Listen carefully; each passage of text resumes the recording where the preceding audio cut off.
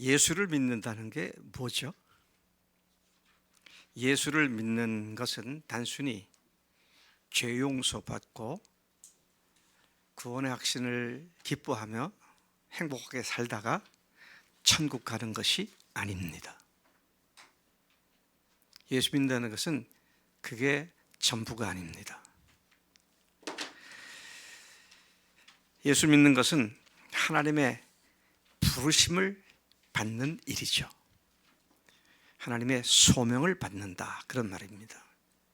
그런 의미에서 자신이 그리스도인이라고 믿는다면 자신이 하늘로부터 소명을 받은 자다라는 자기 정체성을 분명하게 가져야 합니다.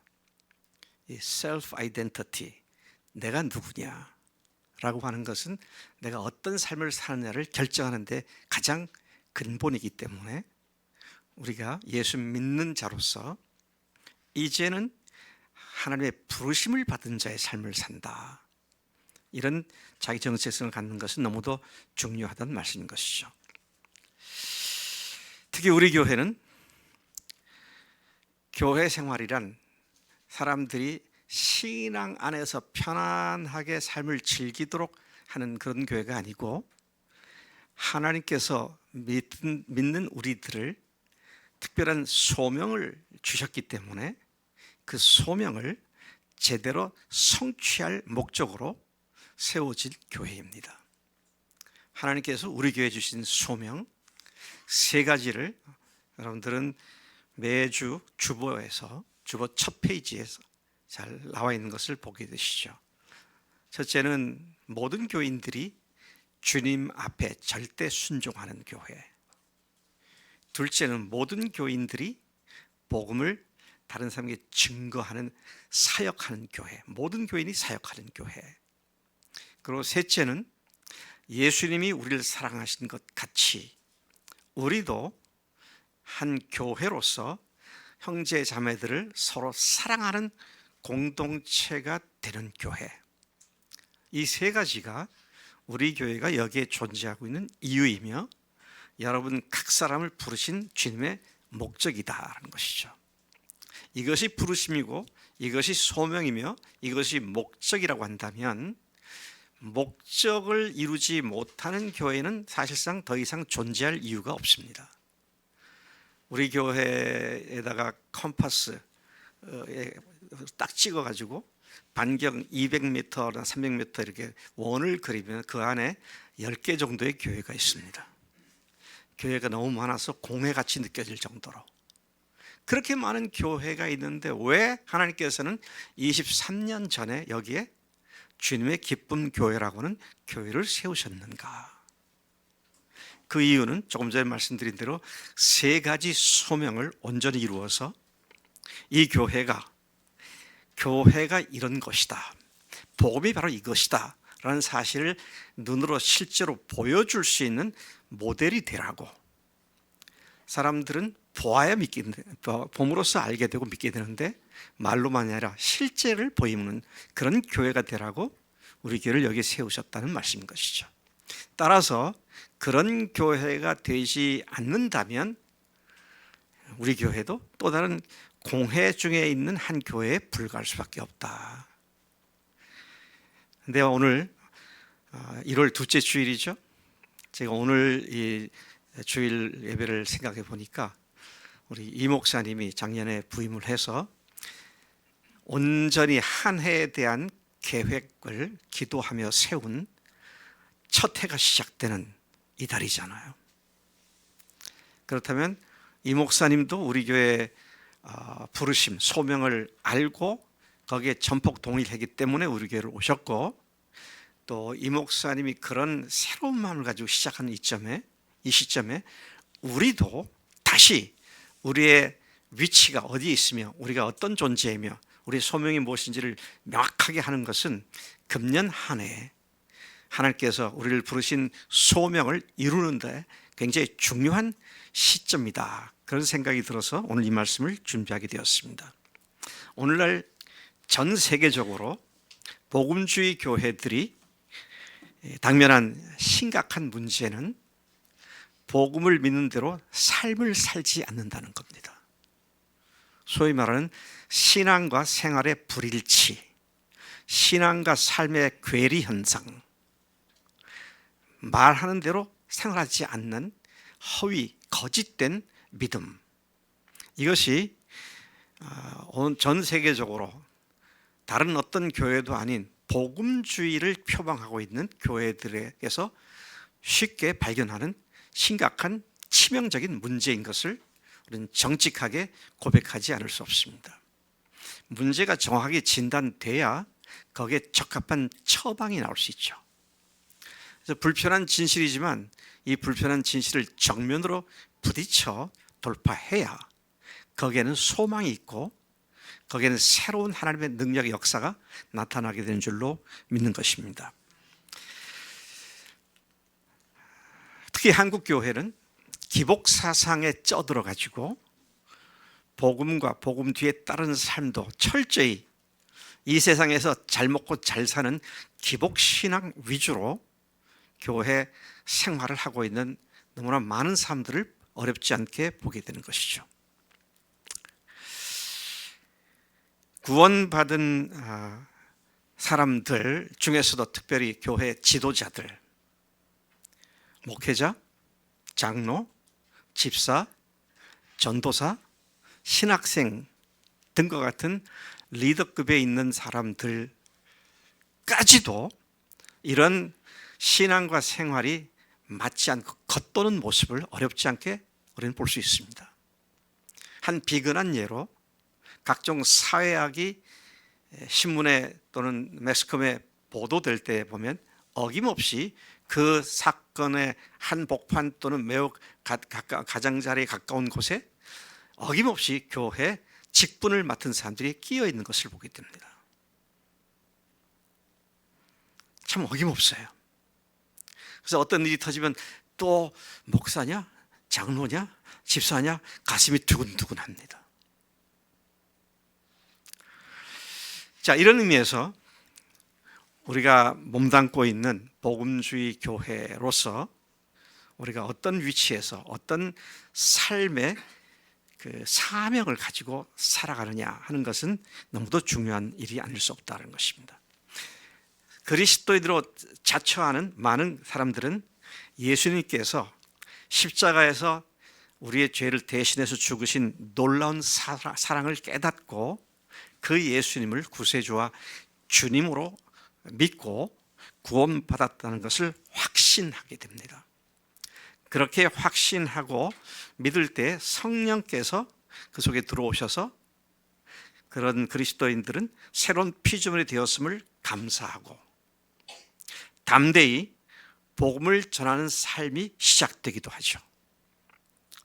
교회에서 제공하는 여러 훈련 경험들에 참석하여 영적 성장을 맛보기도 합니다. 그리고 더 열심히 주님을 섬기려는 마음에 불타기도 하죠. 그런데 엄연한 현실은 그것이 그렇게 오래 가지 않아서 흐트러져 버리고 주님께 순종하는 것보다는 불순종하는 것이 더 편하게 느껴지는 그런 사람들이 너무나 많다는 것이죠. 그러니까 이지성 자매가 간증할 때 그 내적 싸움, 성령께 순종할 거냐 안 할 거냐에 대해서 디테일하게 잘 설명을 했어요. 근데 그건 이지성 자매의 문제만 아니라 제가 이런 말을 한다 여러분들이 저를 너무 과장한다고 생각하지만 대부분의 교인들이 그렇습니다. 아니요, 모든 사람이 그렇습니다. 목사인 저도 그렇고요. 왜? 마귀라는 놈은 한시도 우리를 가만두지 않죠. 주님의 말씀대로 순종하려고 그러면 회방을 놓고 속에서 변명하게 만들고 하나님과 다투게 만들어서 굉장히 오랜 시간 동안 하나님과 논란을 하면서 자기 입장을 변호하면서 죄 짓는 것을 합리화하고 또 정당화하려는 이런 싸움이 끊임없이 있는 것을 봅니다. 그리고 안타깝게도 대부분의 사람들이 거기에 져서 패배하고 말죠. 그 결과 어떻습니까? 그런 패배한 대부분의 사람들이 모인 교회가 시끄럽고, 그 속에서 믿음이 성장한다고 하는 교인들 중에 그것도 지도자급에 있는 사람들이 사회의 각종 악을 조장하거나 악을 조성하는 데 기여하는 이런 일들이 비일비재하게 발생하고 있다는 것이죠.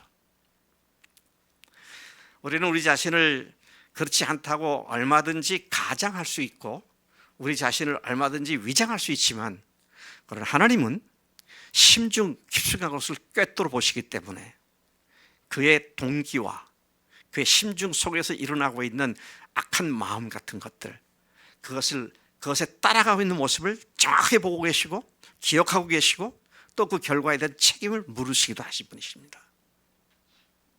이건 그 어떤 인간도 할 수 있는 게 아니라 오직 하나님께서 그렇게 하신다는 이야기인 것이죠.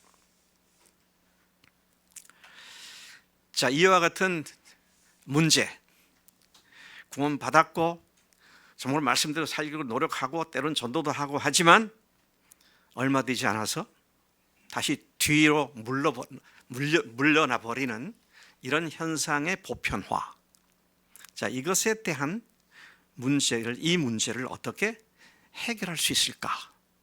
해결책을 찾지 못하고 대부분 그냥 거기에 함몰되어 버리고 마는 그런 모습을 또 어렵지 않게 봅니다.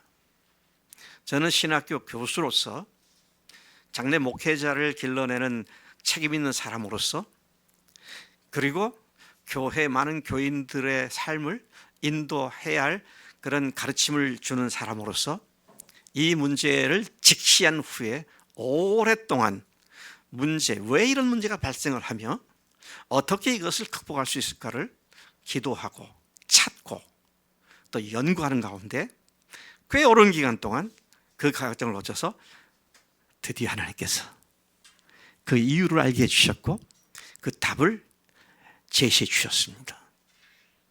그리고 그 이야기가 지난날 우리 교회에 계속 쏟아 부어졌던 것이죠.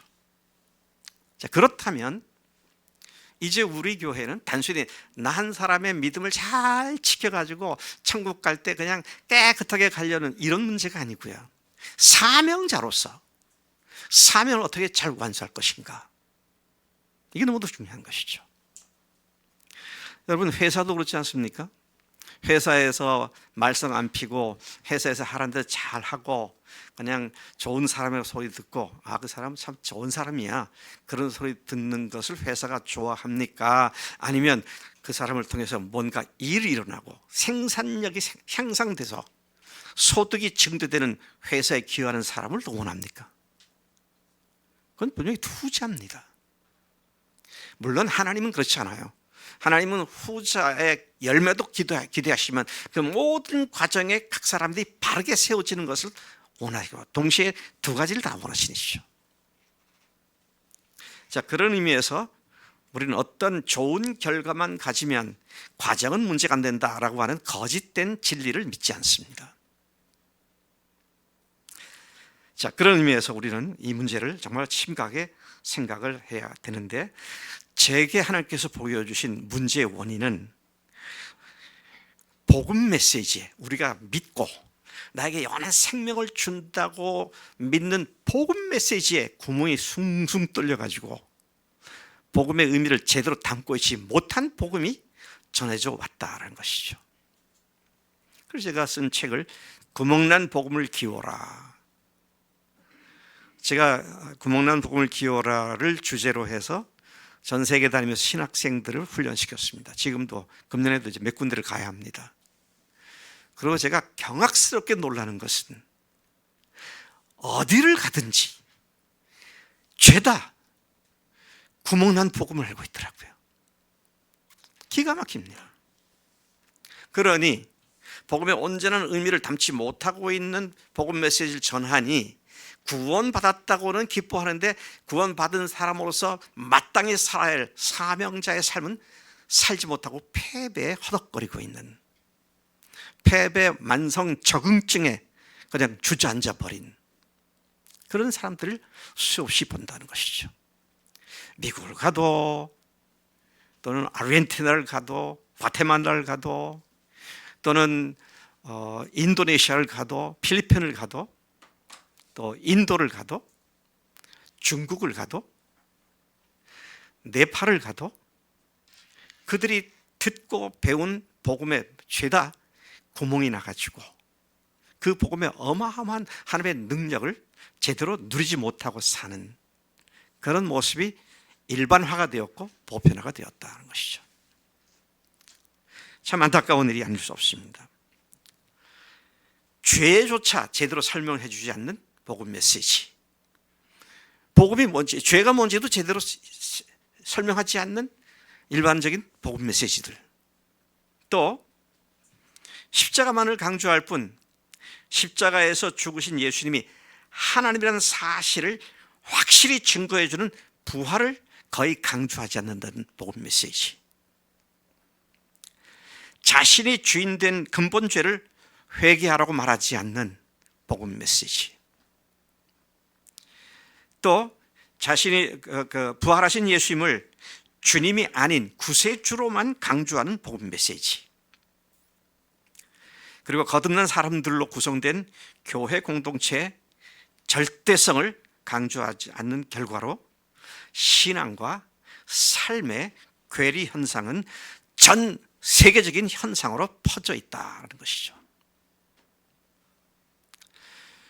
구멍을 온전히 기운 복음은 모든 믿는 자들이 그리스도께 순종하고 교회를 이루게 하고 또 모든 교인이 복음 사역자로 섬기는 교회가 되게 해주고 또 모든 교인이 하늘 가족으로서 목숨을 걸고 서로 사랑하는 교회 공동체를 필연적으로 이루게 합니다. 복음은 그런 능력이 있습니다. 복음은 거기까지는 없고 우리를 구원하는 것까지만 능력이 있다. no way. 그렇지 않습니다. 복음은 하나님의 사람들이 바로 서게 하고 하나님의 교회가 교회다워지게 하는 능력이 복음에 있는 줄로 믿습니다. 이 대목에서는 좀 아멘하고 큰 소리를 해야 돼요. 복음은 구원뿐만 아니라 하나님의 사람으로 온전케 하고 하나님의 교회를 교회답게 만드는 능력이 있는 줄로 믿습니다. 이거 안 믿으면 뭘 믿겠어요? 복음은 믿는 것, 구원받는 걸로 끝났고 그 다음엔 내가 알아서 노력하고 그거 아니에요. 뿌리가 복음입니다. 뿌리가 온전하면 제대로 수액 공급과 영양 공급이 되어서 열매를 맺게 되죠. 그러니까 이게 안 되니까 사람들이 어떻게 합니까? 그 나무에다가 가짜 열매를 갖다가 막 달아요. 그 외적으로 보면 참 멋있게 열매가 풍성한 것 같은데 실제로는 그건 뿌리하고 아무 관계없는 그런 그리스도의 삶을 사는 사람들이 너무 많다는 것이죠. 여러분, 먼 눈에는 뭐밖에 안 보인다고 제 눈에는 그런 사람들만 보여요. 이상하더라고요. 눈에 보이기 시작하니까 그게 보이더라고요. 제가 신학생일 때 주말에 서울을 갔다가 월요일날 아침 첫 차를 타고 영등포역에서 타고 오면은 대전역이 8시쯤 내려요. 그러면 이제 거기에서 버스를 타고 그때 목동에 있었으니까 목동으로 가야 되는데 그날 가는 길에 어딜 좀 들을 길이 있어서 걸어서 추운 겨울이었습니다. 걸어서 그 목척교를 지나서 목척교를 최신의 자매는 모르죠. 하여튼 옛날에 대전 시내 한복판에 다리 하면 목척교 그랬는데 목척교 지나서 은행동 뒷골목, 요즘으로 보면 거기가 무슨 골목이죠? 로데오 그쪽 골목으로 딱 들어섰는데 아침 8시니까 겨울이니까 찬바람이 쌩쌩 불더라고. 그래서 외투를 두껍게 입고 이렇게 가는데 보니까 구두 닦기 소년이 하나 있어요. 근데 그 소년이 그 아침 추운 나를 딱 보더니 발을 보더니 아저씨 구두 닦으세요 그러더라고요. 깜짝 놀랐어요. 와, 이 새벽에 구두 닦는 사람에게는 손님들의 발만 보는구나. 그때 제가 충격을 받았어요. 이야, 이 사람의 주된 관심은 구두 닦는 것이 돈 버는 길이니까 지나가는 사람 발도 그냥 유심히 보는구나.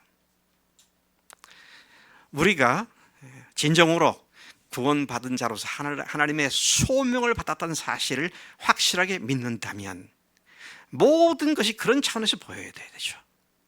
그리고 그 소명을 완수하기 위해서 다른 사람에게 복음을 전하고 마음속에 내적 싸움이 일어날 때 빨리 성령님께 순종하고, 이제 그렇게 함으로 말미암아 하나님께서 우리에게 주시는 소명, 이미 주신 소명을 감당하는 교회가 될 수 있는 줄로 믿습니다. 여러분, 우리 교회가 그런 소명을 제대로 감당하는 교회가 되기를 소망하십니까? 네. 소망하시면 이제는 그렇게 살아야 되는데, 그것과 관계돼서 오늘 소명을 받은 사람이 어떻게 사는 건가를 제가 성경에 소명받고 살아간 몇 사람의 케이스를 연구해 보았어요. 그래서 호기롭게 오늘 내가 설교에서 4사람의 케이스를 얘기해야겠다. 그래서 설교를 준비하다 보니까 이게 되면 4편 이상의 설교가 되겠구나. 그래서 그 중에 대표적인 한 사람만 뽑자.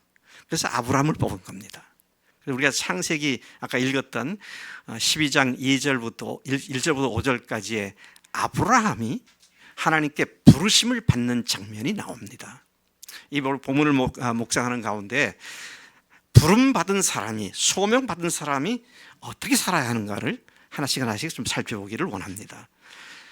우리는 성경에서 역사에 중요한 일을 감당했던 많은 사람들이 스스로 아이디어를 내고 한 것이라기보다는 하나님께로부터 소명을 받고 시작한 것을 확인하게 됩니다.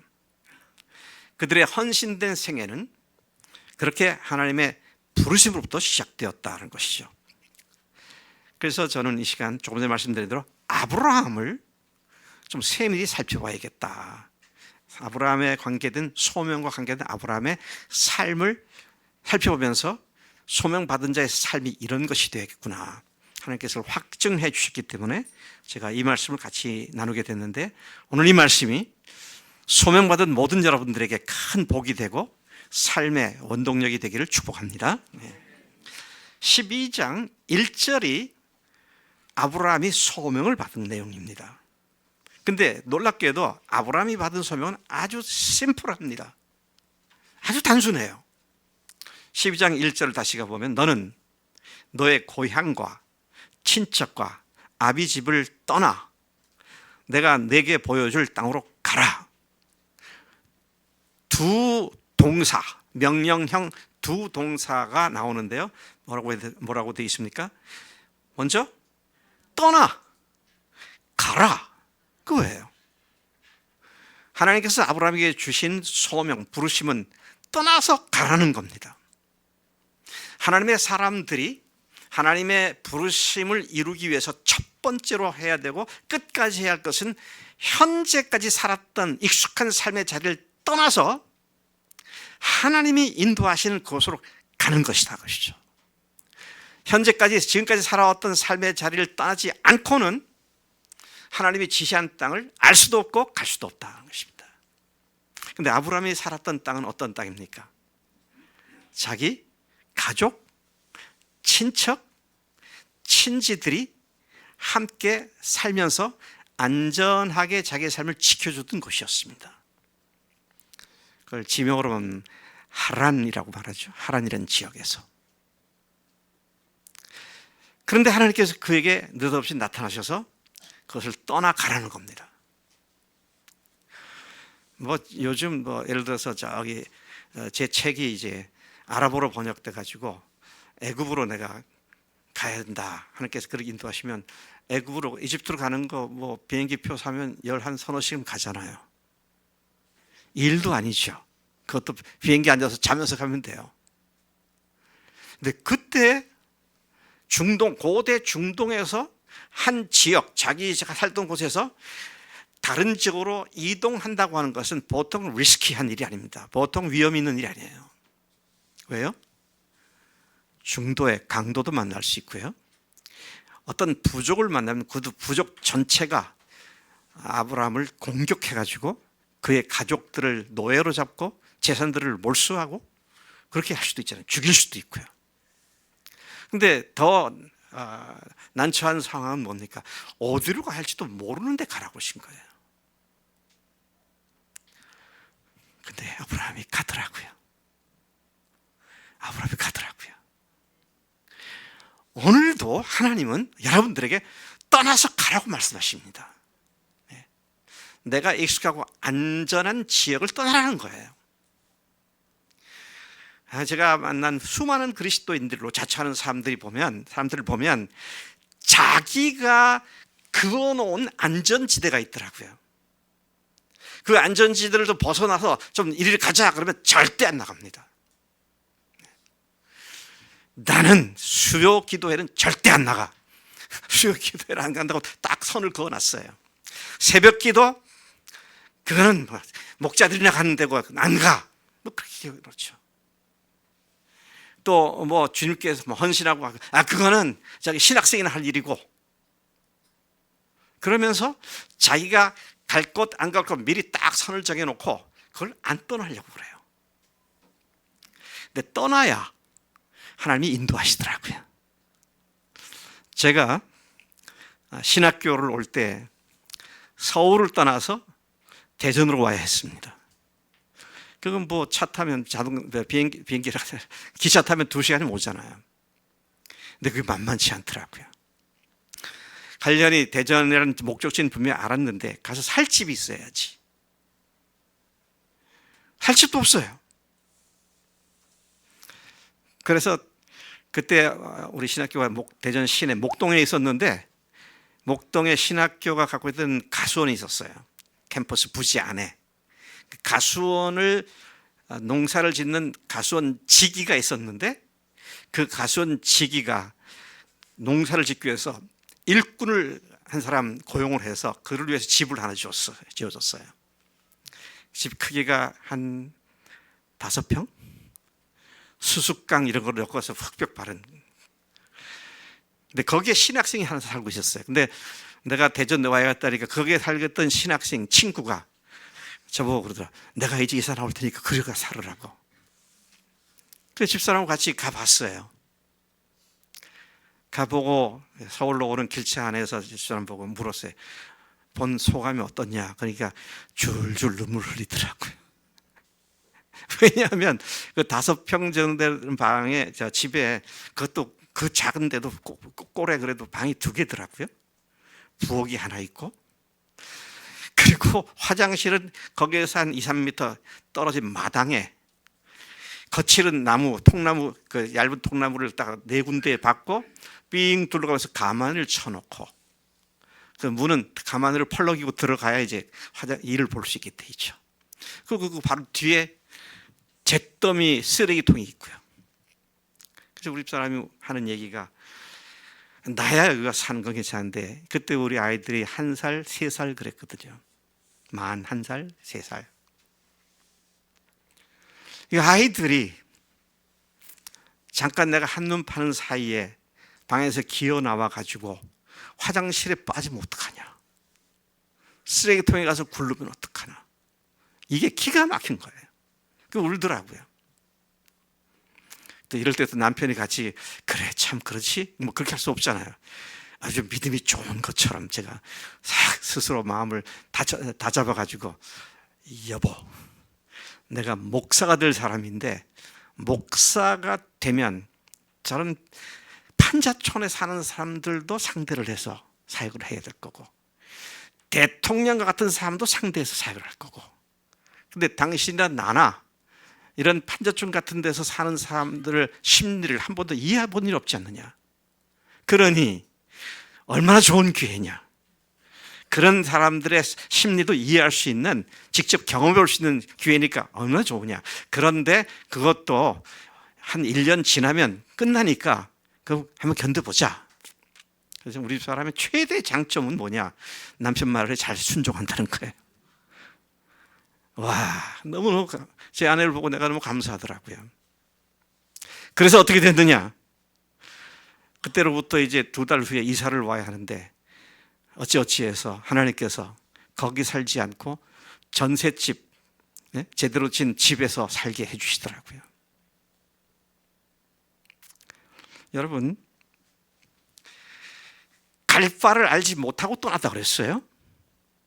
떠난다고 하면 수많은 문제가 뒤따를 수 있습니다. 그런데 먼저 순종을 하고 나니까 그 다음에 하나님께서 우리가 성경에 읽는 대로 어마어마한 일들을 아브라함을 통해서 행하신 것을 보게 된다 것이죠. 저는 지난주 성경 통독을 하면서 깜짝 놀랐어요. 참석하신 분들은 다 놀랐을 것 같은데 엿새 동안 11시간 동안에 신약 성경 전체를 통독을 할 수 있다는 사실을 알게 되었어요. 그거 아셨어요? 11시간 꼬박 앉아서 말씀을 읽으면 신약을 다 읽겠더라고요. 구약은 그보다 한 2배가 단쯤 되니까 아마 한 30시간만 앉으면 다 읽을 것 같아요. 그런데 제가 그 성경을 읽으면서 참 은혜가 됐던 건 뭐냐면 각 장이 끝날 때마다 아멘, 아멘, 아멘. 그랬더니 그 은혜가 더 증폭이 되더라고요. 사람들은 아멘 되도록 감동이 돼야 아멘이 되는데 그 억지로 아멘을 하라고 그렇게 강요하지 마세요라는 말을 하더라고요. No. 틀렸어요. 아멘을 할 때 감사함이 더 증폭이 돼 나옵니다. 아멘? 또 안 하네. 적극적인 표현을 할 때 그 표현 속에 성령께서 우리 속의 심령에 새로운 부흥을 허락하는 줄로 믿습니다. 참 너무 감사한 일이더라고요. 다 읽고 나니까 마지막 날 다 읽고 나니까 교인들이 끝에 가서 다 아멘 하는데 제 마음이 시원하고 너무 좋더라고요.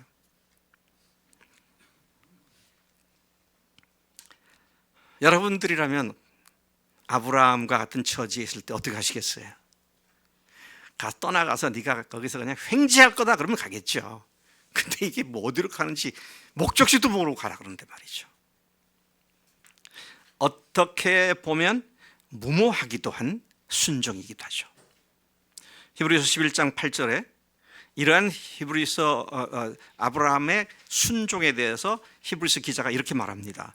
믿음으로 아브라함은 부르심을 받았을 때에 순종하여 장래 유업으로 받을 땅에 나아갈새 갈 바를 알지 못하고 나아갔다 그랬어요.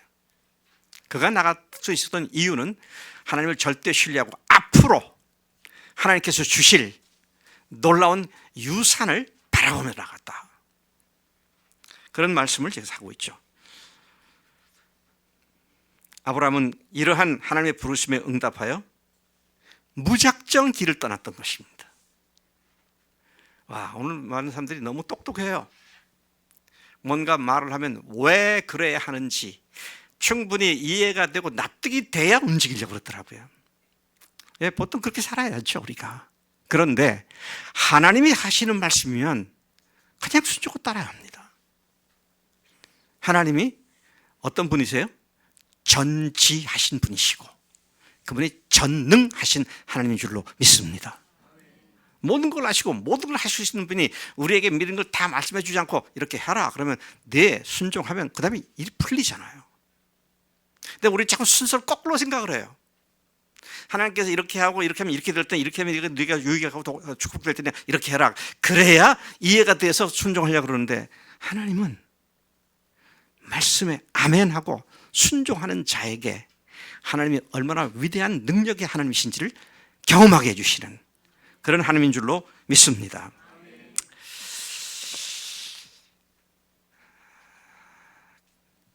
부르심에 응답하게 될 때 하나님께서 약속해 주신 복이 있습니다. 응답하게 될 때 약속해 주신 복 2절과 3절입니다. 우리 지금 읽은 창세기 5장에 12장에 내가 진실로 너로 큰 민족을 이루고 네게 복을 주어 네 이름을 창대하게 하리니 너는 복이 될지라. 너를 축복하는 자에게는 내가 복을 내리고 너를 저주하는 자에게는 내가 저주하리니 땅의 모든 족속이 너로 말미암아 복을 얻을 것이라 하신지라. 와, 세상에 이런 말이 어디 있어요? 어마어마한 얘기를 하고 계십니다. 이 말씀에서 하나님은 다음과 같은 아주 매력적인 네 가지의 약속을 복으로 약속해 주셨습니다. 첫째, 그로 큰 민족을 이루게 하시겠다고 약속하신 것입니다. 이 약속을 할 때가 언제입니까? 내가 너로 큰 민족을 이루겠다 라고 한 약속할 때가 언제예요? 큰 민족은커녕 75세가 되어도 아들 하나 없을 때 이 말씀하신 거예요. 아들이 한 10명쯤 있는데 내 아들들을 통해서 내가 큰 민족이겠다 하면 그건 뭐 어느 정도 이해가 될 수 있는데 75세가 되도록 아들 하나가 없는데 그런 아브라함을 향해서 너를 통해서 큰 민족을 이루겠다. 한 치 앞도 내다보지 못하는 우리에게는 무모하게 보일지 모르지만 모든 알파와 오메가 전 과정을 바라보신 주님께서 하신 말씀은 그 모든 것을 보시고 하시기 때문에 그 말씀대로 이루어지는 줄로 믿습니다. 아마 이 이야기는 아브라함의 큰 기쁨이었을 것 같아요. 내가 아들 하나도 없는데 큰 민족을 이뤘다고 하나님께서 이런 약속을 하셨구나. 좋아할 수 있는 충분한 근거가 되기도 합니다. 그런데 여기서 우리가 주목해야 할 것은 아브라함이 단순히 자기가 많은 민족의 조상이 되고 자기 이름이 크게 될 것이라고, 자기 이름이 온 세상에 크게 떨칠 것이다, 이것 때문에 기뻐한 것이 아니라, 그 말씀을 뒤에 보면 뭐라고 나오냐면요, 히브리서에 보면은 장래 하나님께로부터 받을 유업으로, 유산으로 받을 그 약속의 땅을 바라보았기 때문이었다.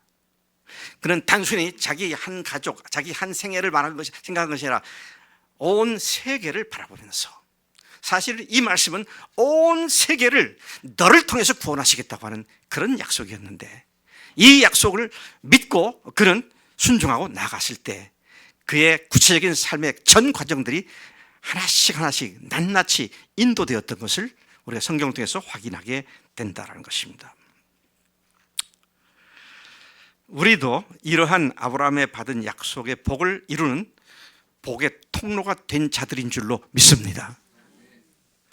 여러분은 자신을 통해 수많은 영혼들이 예수님을 주님으로, 하나님으로 믿고 고백하고 하나님의 자녀가 되는 복의 원천이 되는 이 약속이 나에게도 주신 말씀이다, 그렇게 믿으십니까? 네. 저는 이 말씀을 이렇게 묵상하면서 박성희 자매 생각이 났어요. 네.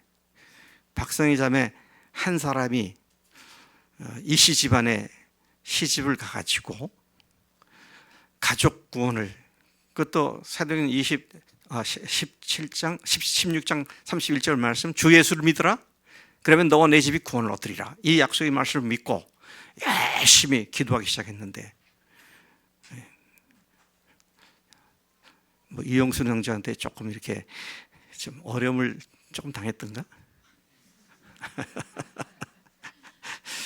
근데 시아버지가 예수님 믿게 되고요, 시어머니가 예수님 믿게 되고, 그 전에 드디어 남편이 예수를 믿게 되고, 또 그 전에 조금 전에는 지성이하고 또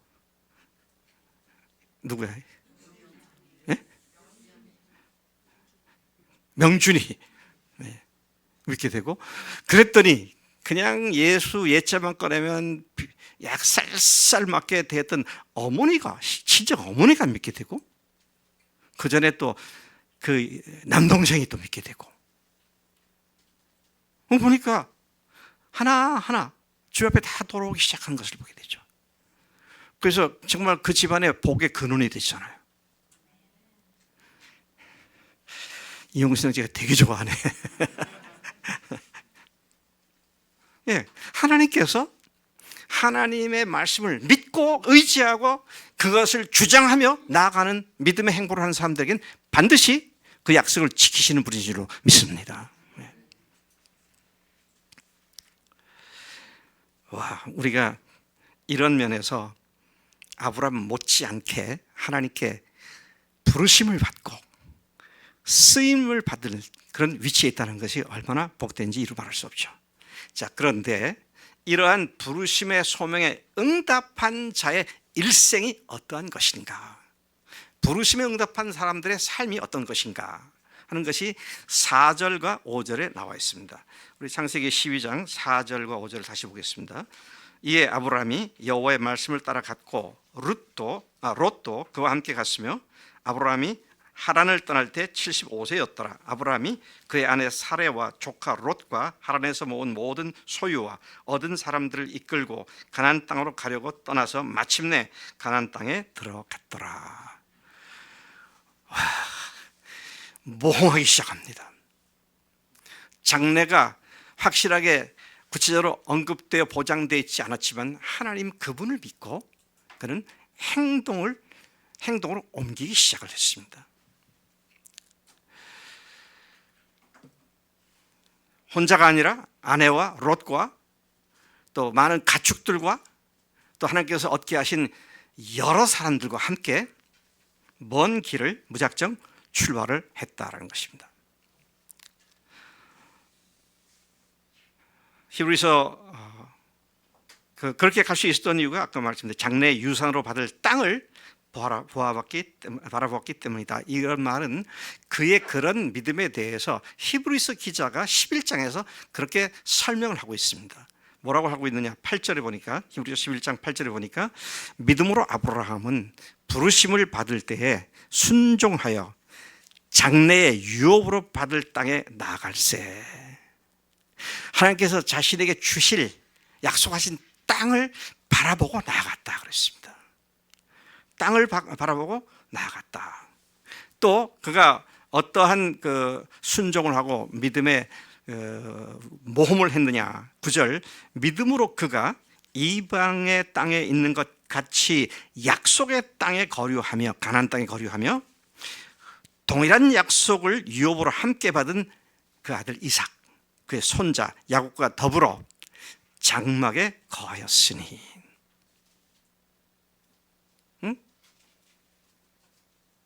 그 뭐 대단한 일인가요? 대단하죠. 3대에 걸쳐서 텐트 생활했다는 거 아닙니까? 네? 3대에 걸쳐서 텐트 생활했다는 거예요. 근데 그가 그렇게 생활했지만 그가 기대하고 믿고 바라봤던 것은 10절에 이는 그가 하나님이 계획하시고 지으실 터가 있는 성을 바라보았기 때문이었다. 그는 하나님이 직접 지으시는 견고한 성을 바라봤지만 정작 그의 당대에는 3대에 걸쳐서 텐트 생활을 했다는 것이죠. 놀라운 대가지 부립니다. 참 소명자는 바로 이렇게 사는 사람들이라는 것이죠. 그래서 소명자는 믿음으로 사는 자다는 것입니다. 하나님께서는 성경 곳곳에서 의인은 믿음으로 말미암아 산다라고 말씀하셨죠. 믿음으로 말미암아 산다. 2주 전에 이 목사님이 믿음으로 산다는 말씀에 대한 설교를 하셨죠. 히브리서 10장 38절에 의하면 이 히브리서 10장 38절은 문맥 속에 어떤 장이냐면 우리에게 대제사장이신 예수님이 계시다. 그분이 죽으시고 부활하심으로 단번에 모든 죄를 완전히 영원히 사해 주셨다. 그래서 이제는 더 이상 죄를 위해 제사 드릴 것이 없다. 죄에 관한 대제사장 되시는 예수님께서 완전히 끝내주셨다. 그런 말씀을 하고 난 뒤에 그 10장 마지막 절에 가서 나의 의인은 믿음으로 말미암아 살리라. 또한 뒤로 물러가면 내 마음이 그를 기뻐하지 아니하리라 하셨느니라. 더 이상 뒤로 물러가지 않고 믿음으로 앞으로 달려가는 그게 의인이 믿음으로 사는 거다. 그런 말씀하셨죠. 그래서 39절에 말씀을 하기를 우리는 뒤로 물러가 멸망할 자가 아니요 오직 영혼을 구원함에 이르는 믿음을 가진 자다. 그렇게 말씀하셨습니다. 참 흥미로운 것은 아브라함의 이와 같은 모습을 히브리서 기자가 설명을 붙여줄 뿐만 아니라 로마서의 기자인 바울도 꽤 많은 내용을 아브라함의 순종에 대해서 말하고 있습니다. 로마서 4장 18절부터 24절까지가 그 말씀을 기록해주고 있습니다. 아브라함은 100세가 되어 자기 몸이 죽은 것 같고 100세가 됐으니까 이제 생산 능력이 없는 거죠. 또 사라의 태가 죽은 것 같음을 알고도 사라는 이때 10살 아래니까 90살이잖아요. 생리가 다 끝났습니다. 그러니까 죽은 몸이에요. 생산력이 없는 몸입니다. 그런 것을 알고도 믿음이 약하여지지 아니하고 믿음이 없어 하나님의 약속을 의심치 않고 믿음이 견고해져 하나님께 영광을 돌리며 약속하신 그것을 또한 능히 이루실 줄을 확신하였다 그랬습니다. 그래서 하나님이 이것을 그의 의로 여기셨다. 그 믿음을 의로 여기셨다. 그러면서 23절, 8장 23절 로마서에 보면 4장 23절에 보면 이런 믿음을 기록한 것은 아브라함만을 위한 것이 아니라 오늘 믿는 모든 사람들을 위해서 기록한 것이다. 그러니까 아브라함에게 주셨던 그 복과 그 은혜가 오늘 우리에게 동일하게 작용한다. 그런 말씀인 것이죠. 아브라함이 바랄 수 없는 중에 바랐고 믿는 믿음으로 살았습니다. 그런가 하면 소명자는 또 어떻게 사는 자입니까? 소명자는 담대하게 사는 자입니다. 소명자는 담대하게 삽니다. 우리는 히브리서 아까 10장까지가 죄 용서받고 이제 대제사장으로 말미암아 우리가 하나님의 자녀가 됐고 이제는 믿음으로 사는 거다. 그렇게 했는데 믿음으로 사는 것이 어떤 것이냐를 다음 장 11장에서 믿음으로 산 사람들의 사례들을 쭉 제시하면서 이렇게 사는 거다. 근데 거기에서 보면은 히브리서 11장 33절부터 35절까지 보니까 그들은 믿음으로 나라들을 이기기도 하며 의를 행하기도 하며 약속을 받기도 하며 사자들의 입을 막기도 하며 불의 세력을 멸하기도 하며 칼날을 피하기도 하며 연약한 가운데서 강하게 되기도 하며 전쟁에 용감하게 되며 이방 사람들의 진을 물리치기도 하며 여자들은 자기의 죽은 자들을 부활로 받아들이기도 하며 또 어떤 이들은 더 좋은 부활을 얻고자 하여 심한 고문을 받되 구차히 풀려나기를 원하지 아니하였으며 담대하게 어려움과 위협에 굴하지 않고 믿음을 붙잡고 주님 앞에 나아가는 그것이 소명자의 삶이다 것이죠. 소명자는 또 어떻게 살아야 합니까? 소명자는 대가 지불을 하며 사는 사람입니다. 대가 지불하며 사는 사람이다. 제가 시간을 좀 절약하기 위해서 좀 건너뛰겠습니다. 그냥 성경 본문에 보면 히브리서 11장 36절부터 36절까지 36절에 38절까지 보면 대가 지불이 어떤 대가 지불에 조롱받고 채찍질 당하고 결박당하고 옥에 갇히고 또 돌에 맞고 톱으로 켬을 당하고 시험과 칼로 죽임을 당하고 양과 염소의 가죽옷을 입고 유리하고 또 궁핍함과 환난과 학대와 광야와 산과 동굴과 토굴에 유리하는 이런 대가를 주저하지 않고 지불을 했다는 것이죠. 왜 이런 지불을 해야 되느냐?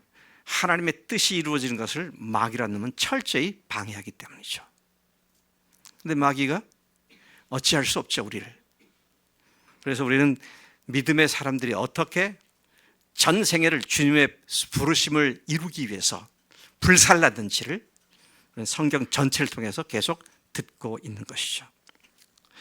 이제 나오는 말로 그 말을 마치고자 합니다. 우리 교회는 그 많고 많은 교회들이 있음에도 불구하고 23년 전에 교회를 여기에 세워주셨습니다. 이것을 제대로 알고 마음에 깊이 간직함은 우리의 정체성과 직결되는 중요한 문제이죠. 그리스도인은 누구나 동일한 소명을 받은 자들입니다. 우리 교회는 세 가지 소명을 받았다고 처음부터 말씀해 주셨어요. 첫째는 모든 교인이 주님께 철저히 순종하는 교회가 되는 것. 둘째는 모든 교인이 사역자의 삶을 사는 교회가 되는 것. 그리고 셋째는 모든 교인이 하늘 가족으로서 목숨 걸고 서로 사랑하는 교회 공동체를 이루는 것. 아멘이십니까? 네. 네. 문제는 그 부르심을 자신의 것으로 알고 헌신하고 있는가 그렇지 않은가 합니다. 헌신한다는 말은 그 소명을 마음에 품고 그 소명을 완수하기 위해서 자신의 시간, 노력, 또 돈, 기타 모든 역량을 집중한다는 말이죠. 집중한다는 말입니다. 저는 우리 교회 직장 생활하거나 사업하신 분들이 아주 직장에 충실하기를 원하고요. 또 사업을 잘해서 많은 돈을 벌기를 정말 간절히 원합니다. 근데 왜 그렇게 해야 되느냐? 이 소명을 이루기 위해서입니다. 돈이나 거기서 인정받는 것이 아니라 그걸 통해서 직장 생활에 내가 든든하게 뿌리를 내릴 수 있어야 되겠고, 사업을 성공함으로 하면 사업을 제대로 할 수 있어야 되겠는데, 그렇게 하는 모든 궁극적인 목적은 교회를 건강하게 세우는 일에 나 자신이 헌신하는 것이죠. 이것이 주객이 전도가 되면 비록 세상적으로 성공한다 할지라도 아무 의미가 없다라는 사실을 명심해야 한다는 것입니다. 이 소명에 걸맞는 응답을 이 소명에 걸맞는 응답을 하십시다. 믿음으로 응답한다는 말은 모든 교인이 소명을 이루기 위해 삶에 지불해야 할 대가를 지불하고 담대히 사는 것을 의미하는데, 우리 모두 그렇게 사십시다. 이렇게 살 때 진정한 기쁨과 진정한 삶의 성취감과 영원한 하나님의 보상을 받게 된다. 이것을 우리가 명심해야겠습니다. 자, 마지막으로 제가 성경 구절 한 구절만 소개하고 마치겠습니다. 주님께서는 사람들이 말로는 잘하는데 실제는 그렇지 않은 모습을 너무도 정확하게 꿰뚫어 보셨기 때문에 아주 우리들의 마음을, 우리의 간담을 서늘케 하는 말씀하신 적이 있으세요. 마태복음 7장 21절부터 23절까지의 말씀입니다. 나더러 주여 주여 하는 자마다 다 천국에 들어갈 것이 아니요 다만 하늘에 계신 내 아버지의 뜻대로 행하는 자라야 들어가리라 하셨습니다. 여러분들이 지금 알고 계시는 하나님의 뜻이 뭡니까? 그건 여러분들 부르신 하나님의 부르심입니다. 세 가지 소명을 온전히 이루는 그 뜻을 다 하셨잖아요. 그리고 또 그것이 우리에게 주신 소명이라고 아멘 하셨잖아요. 그럼 그걸 언제 이루어야죠. 그러면서 주님께서 말씀하십니다. 생각이나 말로 그치는 것은 신앙이 아닙니다. 그건 뭔가요? 자기 기만일 뿐입니다. 그렇게 안 살면서 말을 통해서 마치 자기가 하는 것처럼 자기를 스스로 기만하고 있는 것이다 하는 것이죠. 그런 사람들 중에는 주의 이름으로 이렇게 자기 기만을 하며 주여 주여 하는 자들 중에는 어떤 사람들이냐, 주의 이름으로 목사하는 사람도 있고요, 또 주의 이름으로 귀신을 내쫓는 사람도 있고요, 주의 이름으로 권능을 행하는 사람들도 있습니다. 근데 그들에게 주님께서 하시는 말씀이 뭐냐면 23절에 내가 너희를 도무지 알지 못하니 불법을 행하는 자들아 다 내게서 떠나가라, 그렇게 하시겠다고 말씀하셨습니다. 여러분, 예수님이 주님이신가요? 그럼 내가 주인 아니잖아요. 그러니까 지성이가 아까 아주 오늘 제 설교를 위해서 잘 설명해 준 것 같아. 성령께서 마음속에 싸우시잖아. 그럴 때 빨리 성령 편 들어야 되는데 마귀 편 들어가지고 넘어가면 주님께서 그런 사람을 쓰실 수가 없다. 이제 내가 누군지를, 우리가 가진 소명이 무엇인지를 분명히 알았다면 그 소명에 충실한 삶을 통하여 나도 미처 예상하지 못했던 어마어마한 축복의 땅에 발을 딛고 살아가는 우리가 되기를 축복합니다. 하나님 아버지 감사합니다. 오늘 우리에게 이 귀한 말씀 주셨는데, 하나님, 이것이 오늘 우리에게 주신 말씀이고 단순한 아브라함의 얘기가 아닌 것을 고백합니다.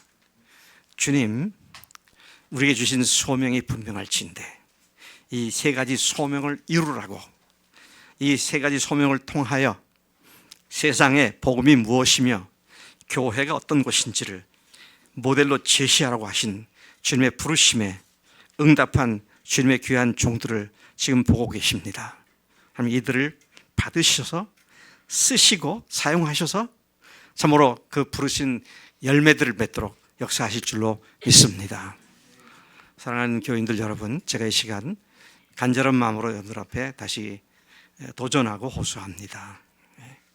우리를 부르신 부르심이 세 가지 소명으로 정리되어 처음 개척할 때부터 우리에게 제시되었습니다. 주님, 제가 주님의 부르심을 제대로 알았었지만 제대로 순종치 못한 수많은 시간들을 낭비한 삶에 대해서 뉘우치고 이제부터는 주님께서 떠나라고 하신 대로 떠남으로부터 시작하여 하나님이 매 때마다 시마다 필요한 믿음을 주시고 또 아름다운 성장과 발전을 주실 줄로 믿사오니 주님, 제가 이제는 더 이상 주저앉아 있거나 엎드려 있지 않고 무릎을 벌떡 일으켜 세워 하나님 앞에 다시 섭니다. 하나님 제 무릎을 받아주시고 주님 앞에 언제든지 선 무릎을 가지고 믿음으로 달려나가는 믿음의 용사가 되도록 복 주시옵소서.